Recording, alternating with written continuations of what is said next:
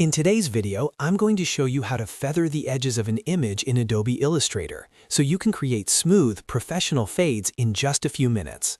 Feathering the edges is perfect for blending images into backgrounds, creating soft borders, or designing clean social media graphics and marketing materials.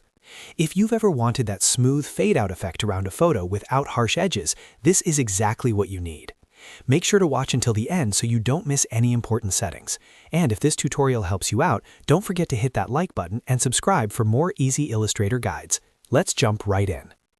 First, open Adobe Illustrator and place your image onto the artboard.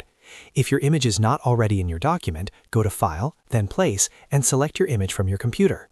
Click Place and then click on your artboard to insert it.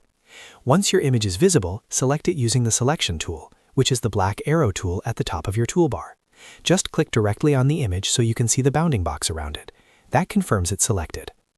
Now that the image is selected, we're going to create a transparency mask. Go to the top menu and click on Window, then scroll down and choose Transparency.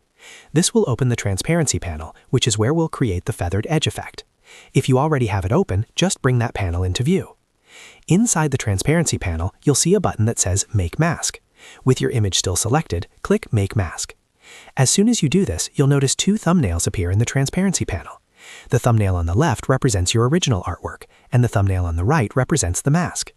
By default, Illustrator may clip the image. If you see a clip option checked and it hides part of your image, you can uncheck Clip to have full control over the fade. Next, click directly on the mask thumbnail on the right. This is very important. When you click the mask thumbnail, you are now editing the mask instead of the image itself. You might notice your image looks white or faded out temporarily. That's completely normal because you're now working inside the mask area. Now we're going to draw the shape that controls the feathering. Select the rectangle tool from your toolbar or press M on your keyboard as a shortcut. Click and drag over your image area to draw a rectangle that covers the entire image. The size should match or slightly exceed your image boundaries to ensure a smooth fade around the edges. With the rectangle selected, we'll apply a gradient to create the feathered effect. Open the gradient panel by going to Window and then Gradient. In the Gradient panel, choose a black to white gradient. This is key because in a transparency mask, black hides areas and white reveals areas. Gray values create partial transparency, which gives us that soft feathered look. Adjust the gradient so that the center of the rectangle is white and the edges fade to black. You can use the Gradient tool, which you can activate by pressing G on your keyboard to click and drag across the rectangle. Drag from the center outward to control how soft and wide the feathered edges appear. The longer you drag, the more gradual the fade. If you want a subtle feather, keep the black areas closer to the edges. If you want a dramatic fade, extend the gradient further inward.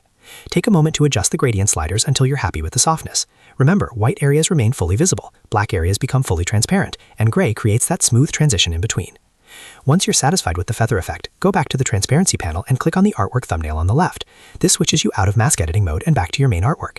Now you'll see your image with beautifully feathered edges blending smoothly into the background. And that's it. That's how you feather the edges of an image in Adobe Illustrator using a transparency mask and a gradient. This method gives you full control and works great for professional designs, presentations, thumbnails, and print layouts. If this tutorial helped you, make sure to like and subscribe for more Adobe Illustrator tips and step-by-step tutorials. Let me know in the comments what you'd like to learn next, and I'll see you in the next video.